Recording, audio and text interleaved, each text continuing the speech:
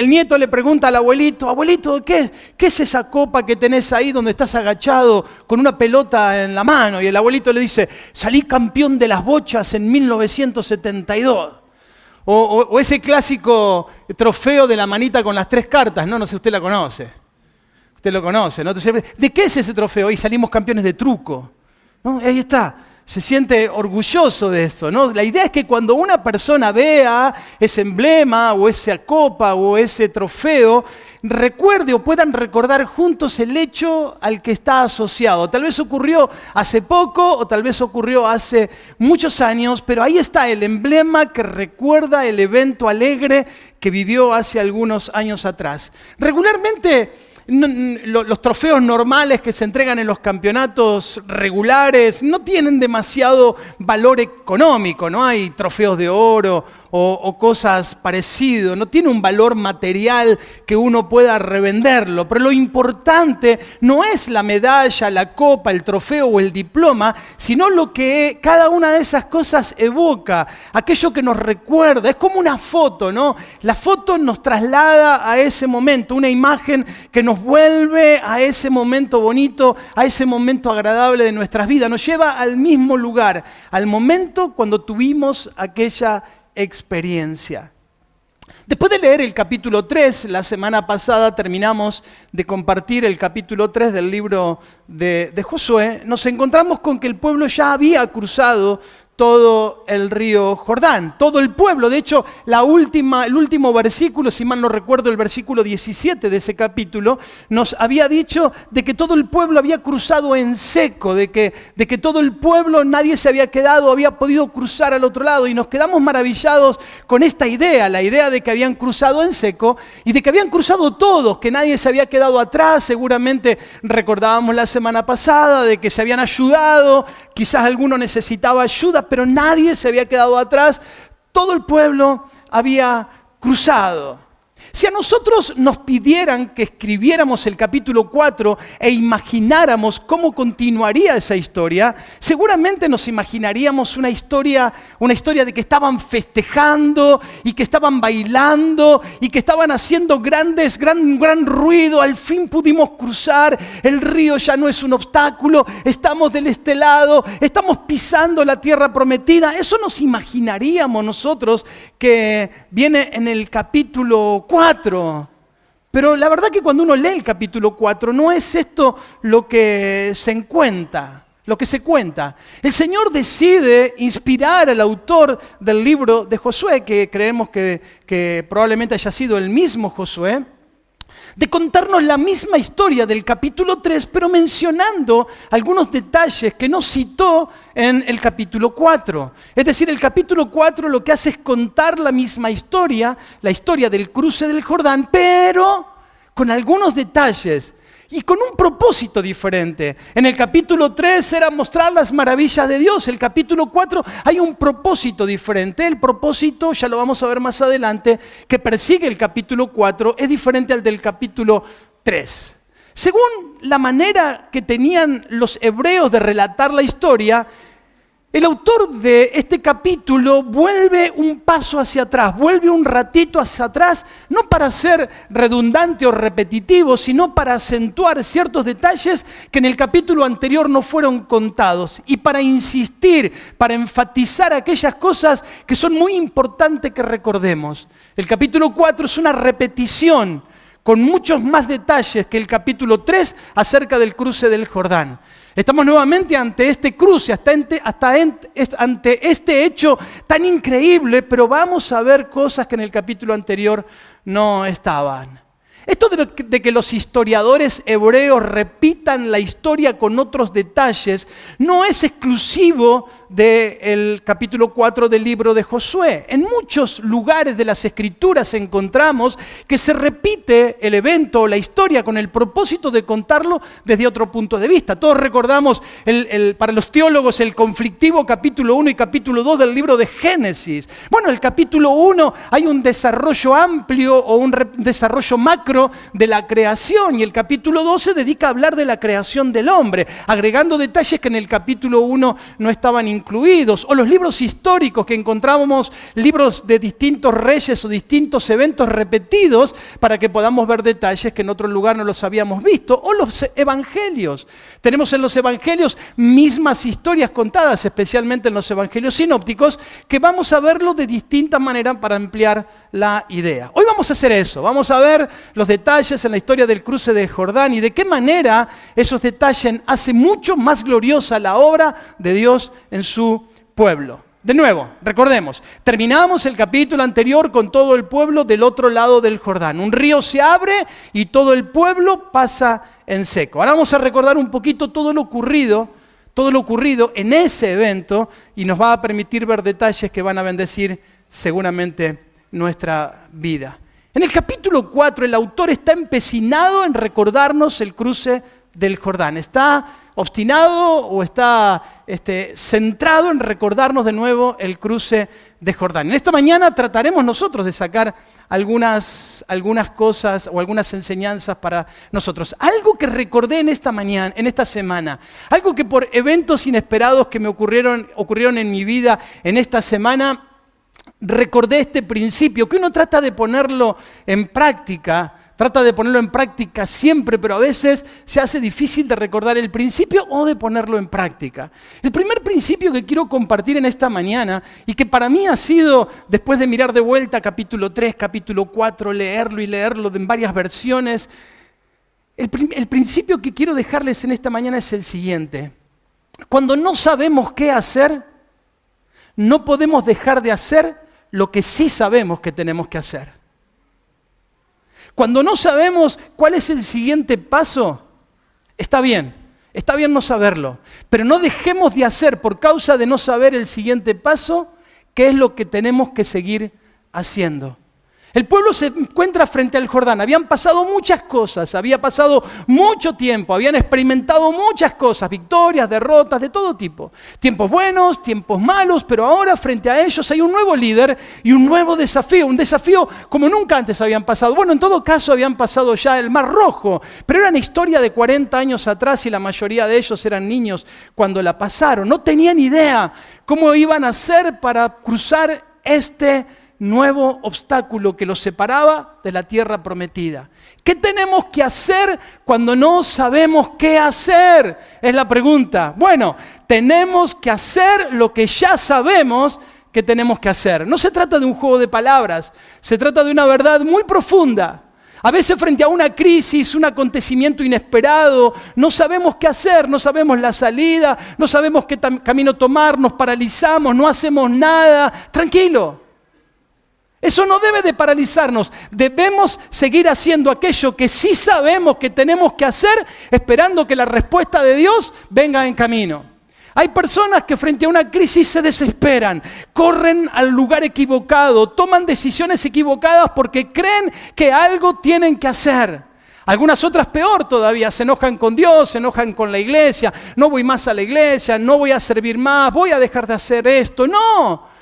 Porque aunque no sepas lo que tenés que hacer, sí sabés lo que tenés que seguir haciendo.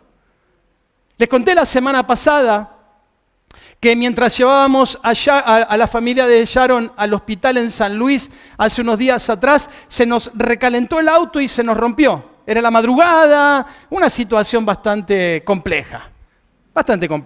Bueno, lo trajimos, lo hice ver por un mecánico muy optimista, un tipo que emanaba optimismo. Me dijo, tranquilo, es un problema menor, esto lo arreglamos con poca plata, esto va a ser una situación simple, sencilla. Así que comenzó a arreglarlo y nosotros comenzamos a gastar los poquitos ahorros que teníamos. Ayer me llamó por teléfono para decirme que le había hecho esa parte que él había dicho, que era la parte de arriba del motor, lo había mandado a la rectificadora y todo eso, y me dice, no hay esperanza para el auto. Lo quise poner en marcha y no anda. Así que el problema que tiene tu auto es mucho más grave que lo que yo pensaba. El motor está profundamente averiado y te va a salir un dineral arreglarlo. Es más, Se le fue el optimismo al tacho. Me dijo, si fuera mío, yo no lo arreglaría. ¿Qué hacer cuando no sabemos qué hacer? Hacer aquello que sí sabemos que tenemos que hacer. ¿Y qué hicimos como familia? Bueno, oramos al Señor pidiendo su ayuda, porque eso sí sabemos que tenemos que hacer. Seguimos sirviendo al Señor con gozo, porque eso sí sabemos que tenemos que hacer. Seguimos creyendo porque sabemos que Dios nunca nos dejará ni nos fallará, porque eso sí sabemos que tenemos que hacer. Esperamos con paciencia la respuesta de Dios porque sabemos que Dios nos dirá qué hacer en el futuro. Dimos nuestros diezmos porque sabemos que ese dinero es del Señor y no es para solucionar problemas personales. Amén. Porque hay que hacer lo que uno está convencido que hay que seguir haciendo, esperando que Dios haga lo que Dios tiene que hacer. Ahí está el auto guardado en el garage. No sabemos por cuánto tiempo. Pero eso no nos aflige porque sabemos que Dios es fiel con sus hijos. Y si la respuesta se demora es porque Dios está enseñándonos algo que todavía no hemos aprendido. Cuando no sabemos qué hacer, no dejemos de hacer aquello que sí sabemos que tenemos que hacer. Ahí está el pueblo de Israel frente a un gran desafío. Ahora, ¿qué hacemos? Habrán dicho. ¿Cuál es la salida? ¿Cuál será la estrategia? ¿Cómo lo haremos? No saben qué hacer. Pero no tienen que dejar de hacer lo que sí saben que tienen que hacer. Ya se equivocaron demasiadas veces. 40 años en el desierto era suficiente para saber que el camino no era la rebeldía, ni tomar sus propias decisiones, ni hacer lo que se les antojaba. Sabían que la única manera de obtener la victoria era siendo obedientes al Señor. Así que ellos sabían lo que tenían que hacer. Lo que tenían que seguir haciendo es seguir confiando en el Señor, seguir oyendo la voz de su líder, seguir mirando el arca y caminar detrás de ella. Si ellos hacían eso o seguían haciendo eso, la victoria estaba asegurada. Para obedecer a Dios se necesita un corazón valiente, con carácter y determinación. El pueblo no tenía muchos caminos. Cada uno, cruce donde le parezca. Los que saben nadar por aquel lado, los que saben construir bote por aquel otro. No. Había un solo camino. Hay un camino solo. Y regularmente el Señor quiere mostrarnos cuál es su camino, no lo que a nosotros nos parece. Regularmente frente a las circunstancias difíciles, tenemos un camino que nos marca el Señor. En este caso, ya había dado la orden Josué: sigan el arca, no desvíen su mirada de los levitas y del arca que ellos llevan. Ellos marcan el camino, ustedes sigan detrás. Nuevamente el mismo principio: sigan la voluntad de Dios, vean el camino, sigan el arca, sigan al Señor y llegarán a buen destino. ¿Se acuerda que la semana pasada dijimos que aparece 10 veces en 17 versículos mencionada la palabra el arca del Señor? En este capítulo vuelve a repetirse el mismo principio. 7 veces aparece la palabra el arca del Señor. El arca del Señor era la presencia de Dios, aquello que marcaba el camino. ¿Puede ser un río un problema para Dios? Claro que no, el río no es un problema para Dios. Los problemas de nuestra vida, nuestros problemas, no son un problema para Dios. Nosotros solo tenemos que seguir la voluntad de Dios. Debemos seguir haciendo lo que sabemos que tenemos que hacer. Debemos seguir confiando en Dios y Él nos dará la respuesta a su tiempo. Isaías 43:2. Ya vamos a leer la escritura, pero ahora vamos a Isaías. Estamos en la introducción recién. Vino preparado. Como hoy le dije a los cantantes que cantaran menos porque yo tenía muchas ganas de predicar. No es cierto. Isaías 43:2 dice: cuando pases por las aguas, yo estaré contigo. Y si por los ríos, no te anegarán. Cuando pases por el fuego, no te quemarás, ni la llama arderá en ti. El Señor no dice que nunca vamos a pasar por fuego. Tampoco dice que nunca vamos a pasar por el agua. Él dice que las circunstancias adversas, dolorosas, los obstáculos de la vida no serán nuestro final, que Él intervendrá si simplemente buscamos y seguimos su voluntad. Porque la obediencia a la palabra siempre trae bendición, mientras que la desobediencia nos aparta de ella. En mi experiencia como pastor, después de más de 20 años, he visto decenas de personas metiéndose en problemas por querer acomodar sus deseos, sus anhelos, sus pasiones, su parte sensual inclusive, en la voluntad de Dios. Siempre se repite el mismo ciclo. Cuando uno desobedece a Dios al principio, todo parece bien, todo parece magnífico, todo parece perfecto, parece que todo marchara sobre rieles. Pero Dios ya no está. Porque Dios va por otro camino, yo escogí otro camino y Dios seguía por otro camino, Dios ya no está. Entonces cuando vienen los problemas, cuando vienen las circunstancias complejas, cuando el lobo o la loba comienzan a mostrar sus garras, viene la aflicción, viene el dolor y viene la angustia. La fe se manifiesta en un corazón valiente, decidido a obedecer al Señor. ¿Quién dijo que hacer la voluntad de Dios iba a ser fácil? ¿Quién dijo que hacer la voluntad de Dios siempre va a estar de acuerdo con lo que queremos, con lo que deseamos, con lo que esperamos? ¿Quién dijo que la voluntad de Dios siempre será lo más lógico, lo más simple o lo más coherente? No, lo que dice la palabra de Dios es que el camino que Dios nos propone, aunque no sea el más fácil, siempre será el mejor. Isaías 55, del 8 al 9, dice: porque mis pensamientos no son vuestros pensamientos, ni vuestros caminos mis caminos, dijo el Señor. Como son más altos los cielos que la tierra, así son mis caminos más altos que vuestros caminos y mis pensamientos más que vuestros pensamientos. Aquí en este capítulo encontramos todas estas verdades en unos pocos versículos. Pero a mí lo que más, o una de las cosas que más me llamó la atención en esta relectura del capítulo 3 y del capítulo 4, es lo que le voy a mencionar ahora. Volvamos a recordar la historia. Ahí estaban los israelitas frente al Jordán, frente al obstáculo imposible de sortear. Quizás algunos israelitas que siendo jóvenes o adolescentes o niños, vieron cómo el Señor abrió el mar rojo y el pueblo pasó en medio de ello. Esperaban que Dios hiciera lo mismo.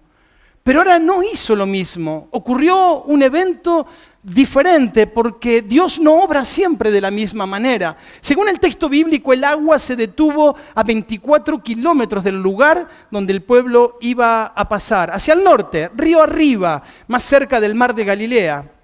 Esto les dio tiempo para cruzar sin problemas. El río siguió su curso y ellos pudieron cruzar en seco. Realmente algo maravilloso. Pero quiero que pensemos en este hecho. En Merlo y en los alrededores estamos acostumbrados a estos. Cuando mis hijos eran pequeños nos gustaba ir al arroyo después de llover. No sé si alguno de ustedes, lo de la lluvia, ¿no? Sobre todo cuando había mucha lluvia y llovía en la montaña. Y cuando vivíamos en las moreras e inclusive ahora que vivimos también cerquita del arroyo, no sé por qué el Señor nos ha mandado siempre cerca del arroyo, estoy pensando eso ahora. Íbamos y a veces, aunque había llovido copiosamente en la montaña, el río o el cauce del río todavía estaba seco. Así que nos quedábamos ahí porque sabíamos que tarde o temprano el agua iba a llegar.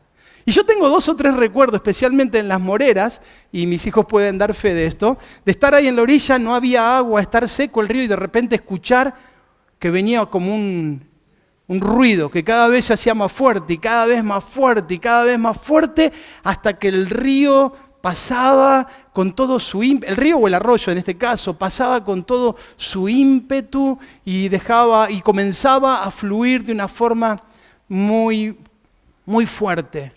Pensemos en esto. Ustedes saben que a mí me gusta mucho la matemática, así que el río se cortó a 24 kilómetros de distancia. Un río no corre muy rápido.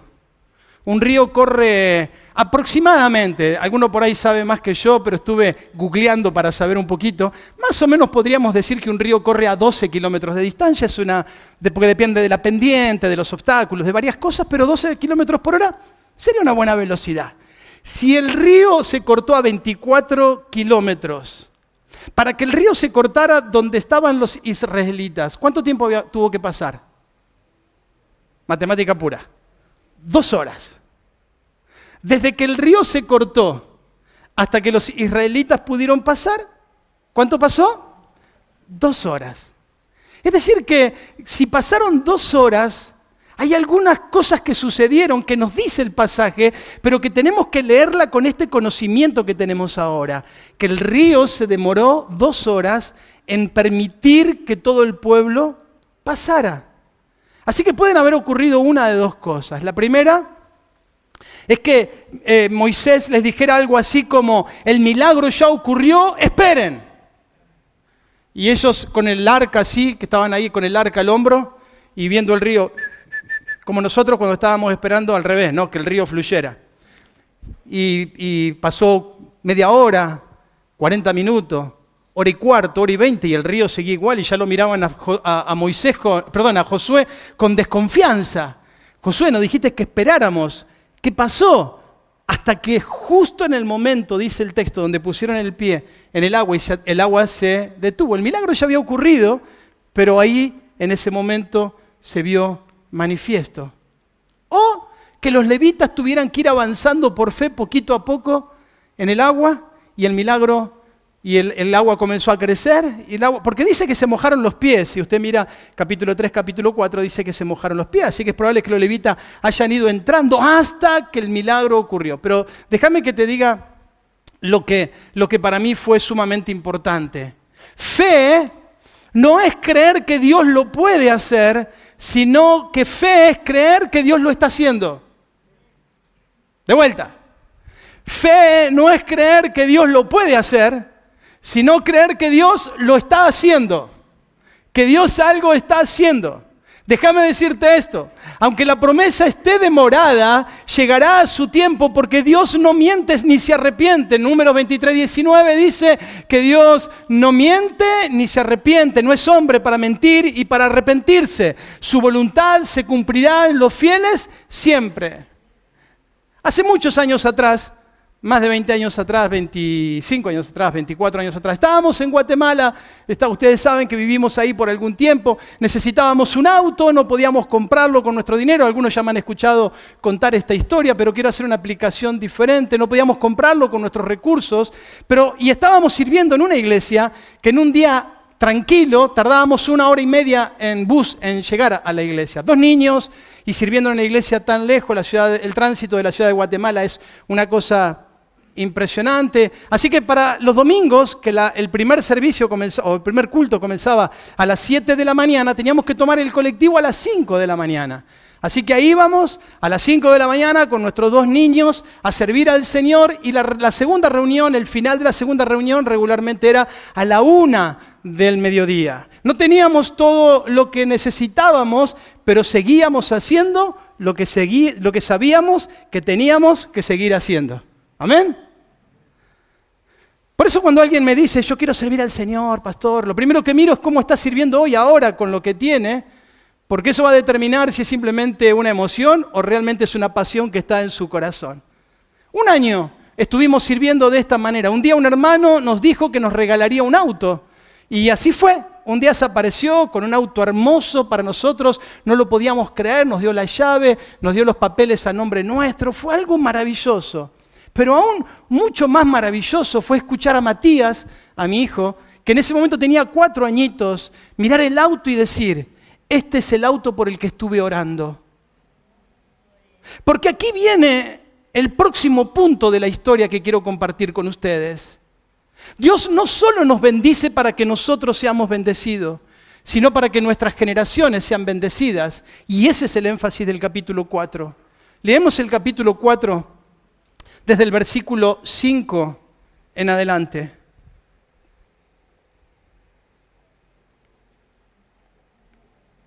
Ya habían pasado, ya estaban del otro lado, y le dicen en el versículo 5, y les dijo, pasen ahora delante del arca, pasen delante del arca.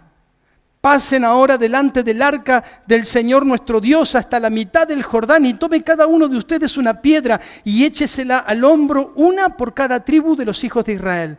Cada una de ellas será una señal.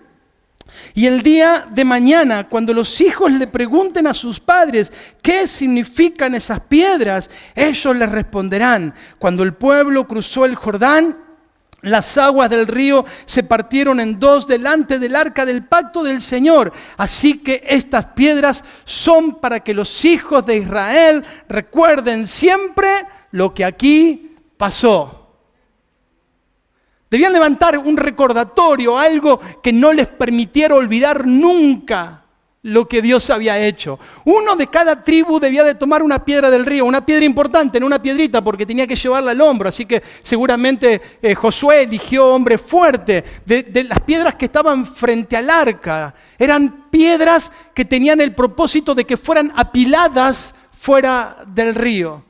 Eran tan grandes y colocadas de tal manera que todos los que pasaban por ahí no podían creer que hicieran semejante monumento y que preguntaran: ¿de qué se trata esto?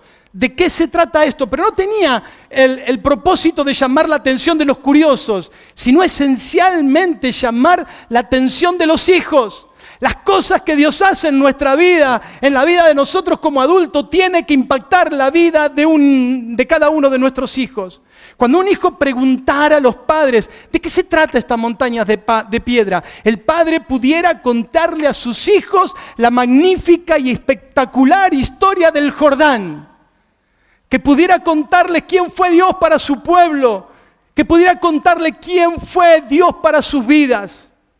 Todos los que amamos a Dios esperamos que algún día nuestros hijos puedan decir: yo vi a mi papá y a mi mamá confiar en Dios. Yo vi a mis padres que no se enojaban con Dios cuando las cosas no salían bien. Yo vi a mis padres perseverar aun cuando pasábamos por duras pruebas. Yo vi la fidelidad de Dios en la vida de mis padres. Y cuando vi la fidelidad y la obediencia de mis padres, también pude ver la fidelidad de Dios. El Señor se glorificó en mi familia de muchas maneras y tengo testimonio de lo que Dios es capaz de hacer en mi propia casa desde el principio hasta el fin, hasta el día de hoy.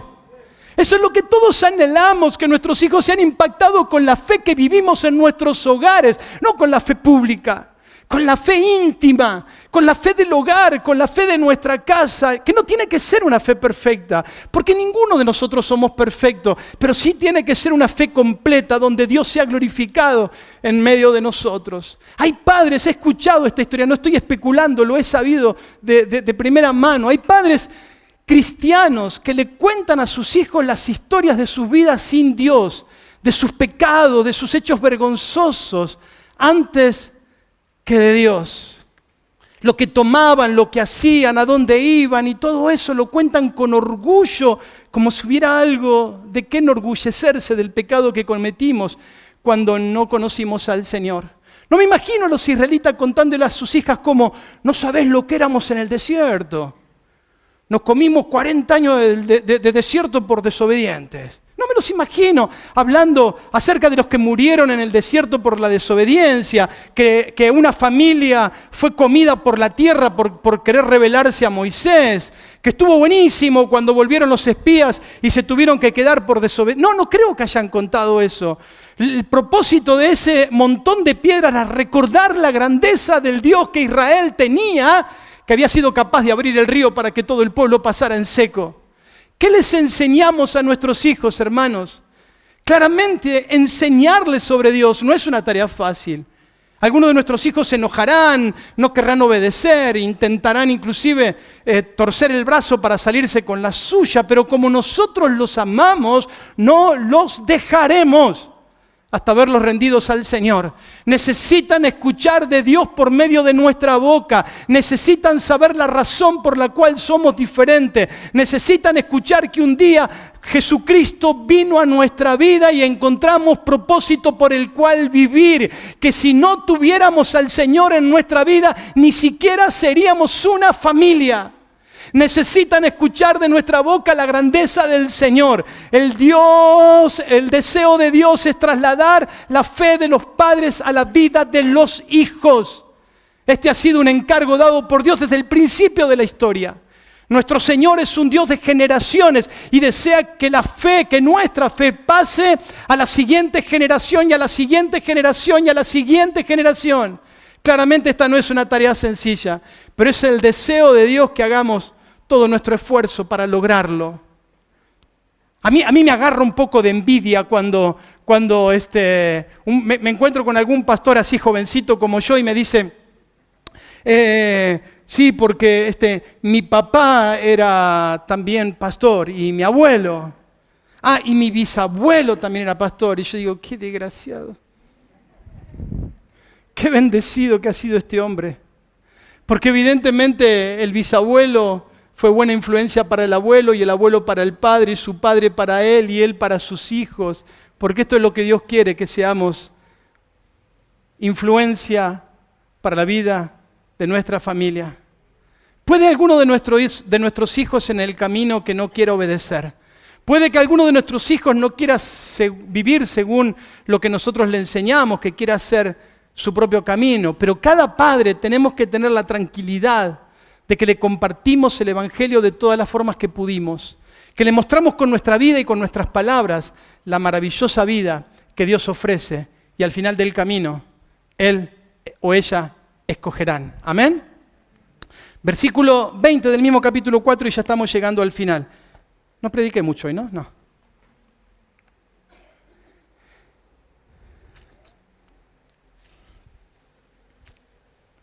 Allí en Gilgal Josué levantó las 12 piedras que había tomado del Jordán y les habló a los hijos de Israel de esta manera.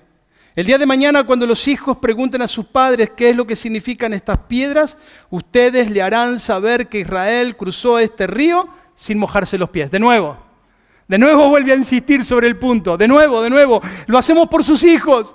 Este memorial es por sus hijos. Este mamotreto que estamos haciendo acá es por sus hijos, para que despierten la curiosidad y pregunten por qué hacen esto. Recuerden que Dios es maravilloso. Recuerden que Dios es todopoderoso. Recuerden que no hay obstáculo para el poder de Dios. Recuerden de que Dios es fiel. Recuerden de que nuestro Dios es maravilloso. Recuerden. Esa es la idea. Porque el Señor nuestro Dios secó el río mientras nosotros lo cruzamos o lo cruzábamos, tal y como lo hizo con el Mar Rojo, que también lo secó delante de nosotros hasta que lo cruzamos. Lo hizo así, versículo 24, último versículo. Lo hizo así para que todos los pueblos de la tierra sepan que la mano del Señor es poderosa y para que ustedes honren siempre al Señor nuestro Dios. Aquí va a agregar 2 propósitos más. Va a repetir el propósito principal, que es impactar la vida de los hijos, pero va a agregar 2 propósitos más. Recordar las grandes obras del Señor no es para que el pueblo de Dios viva en la añoranza del pasado, pensando en que los días mejores con el Señor quedaron atrás en la juventud. Las grandes obras de Dios deben ser recordadas para afirmar nuestra fe, para que los hijos podamos confiar en Dios para realizar obras aún más grandes en el futuro. Esta confianza se basa en lo que se ha visto, en lo que se ha experimentado y registrado en nuestra vida del poder de Dios. Hay algunos creyentes que tienen muchos años y que viven de las campañas del pasado. Cuando yo tenía 15 años iba a las campañas de Aracondia, las cosas que veía, pero ya ahora no es lo mismo. Bueno, Dios sigue siendo el mismo, alguna otra cosa puede estar pasando. Dios sigue siendo el mismo. Me acuerdo cuando tenía tanta edad, cómo servía al Señor. ¿Y por qué ahora no lo estás haciendo, hermano? No vivimos de recuerdos. Tenemos que vivir o recordar lo que Dios hizo en el pasado para avanzar hacia cosas mayores. Tiene propósito el recordar lo que Dios ya hizo. Acá en el versículo 24 agrega 2 propósitos más y con esto estoy cerrando el mensaje. Que todas las naciones de la tierra sepan que la mano del Señor es poderosa. El propósito de impactar a todas las naciones o hasta los confines de la tierra con el evangelio de salvación está presente en este milagro. No es solo por Israel. Todas las naciones de la tierra debían escuchar de que Dios es todopoderoso, que la obra del Señor es poderosa. El monumento no era solo para Israel y sus familias, para que Israel y su familia sean bendecidas, sino para que también el resto de las naciones lo sean, que todas las naciones sepan que el Señor es todopoderoso. Pero vuelve a ellos y le dice, pero además de esto, para que su pueblo tema a su Señor para siempre. Al final del camino, todo lo que ocurre en nuestras vidas, cada milagro que el Señor haga, cada meta que alcancemos, cada propósito que logremos, siempre será para la gloria de nuestro Dios y para vivir honrándolo por el resto de nuestras vidas. No hay propósitos personales, tiene que ver todo con la gloria del Señor.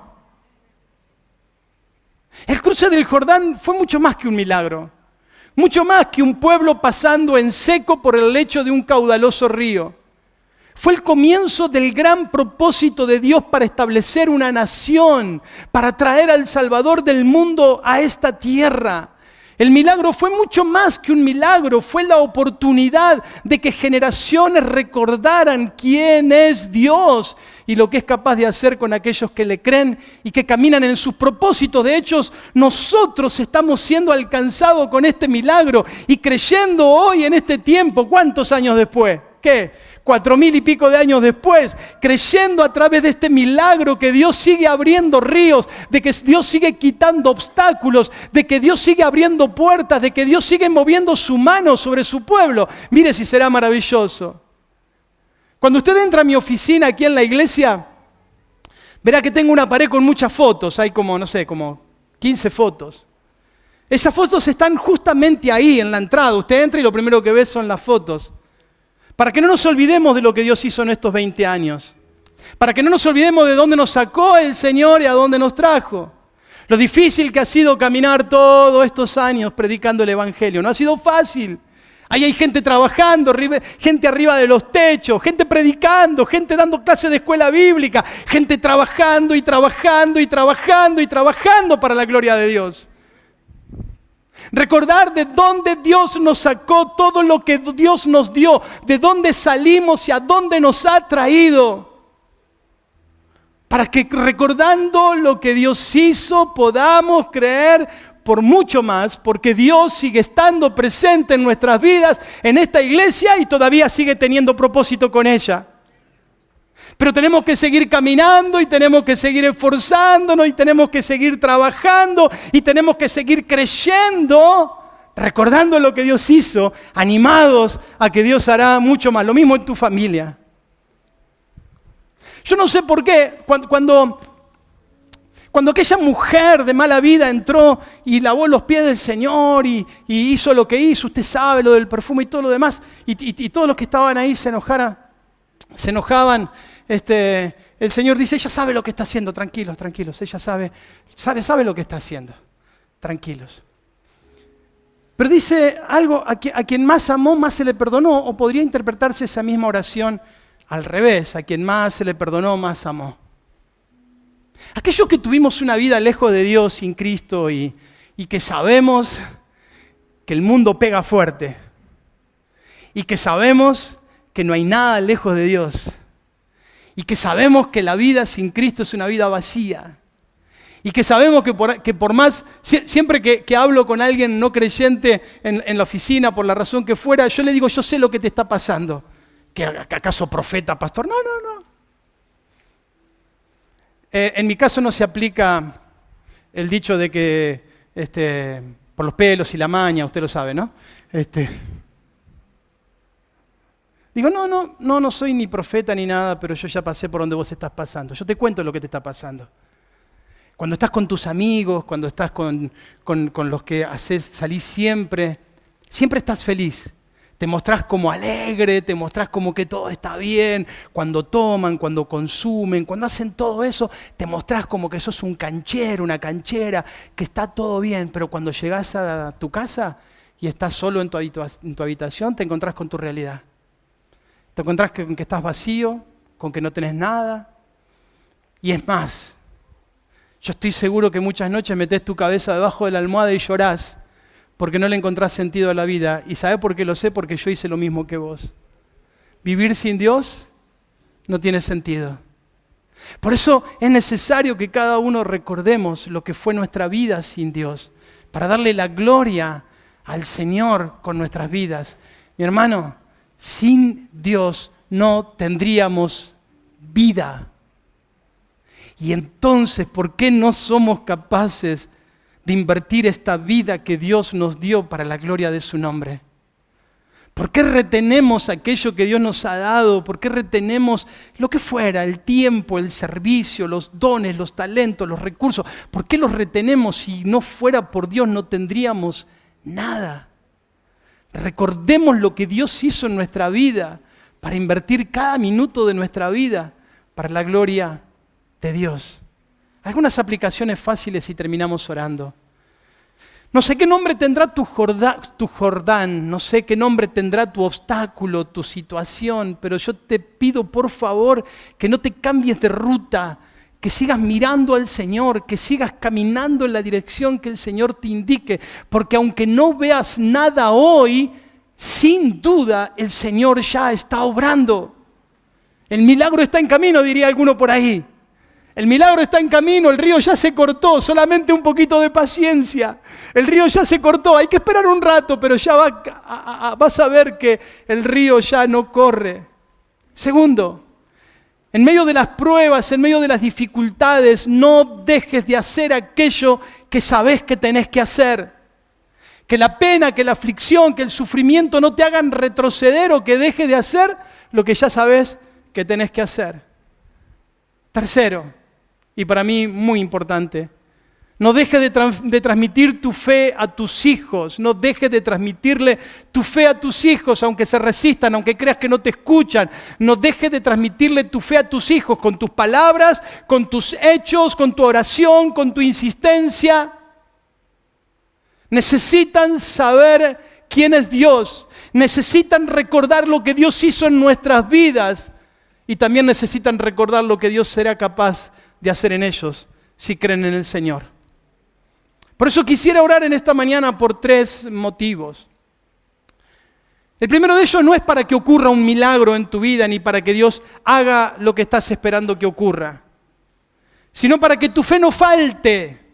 Deseo orar para que en medio de la prueba tu fe no falte y sigas haciendo lo que sabes que tenés que hacer, sabiendo que el milagro está en camino. Segundo, orar para que tus hijos puedan ver en tu vida lo que significa amar a Dios.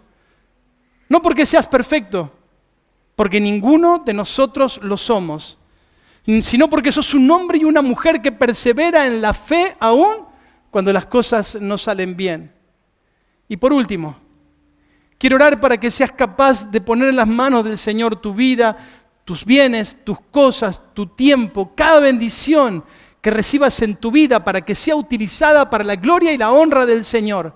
Porque nuestra memoria un día terminará, pero la memoria del Señor perdurará por los siglos de los siglos y a Él sea toda la gloria y la honra.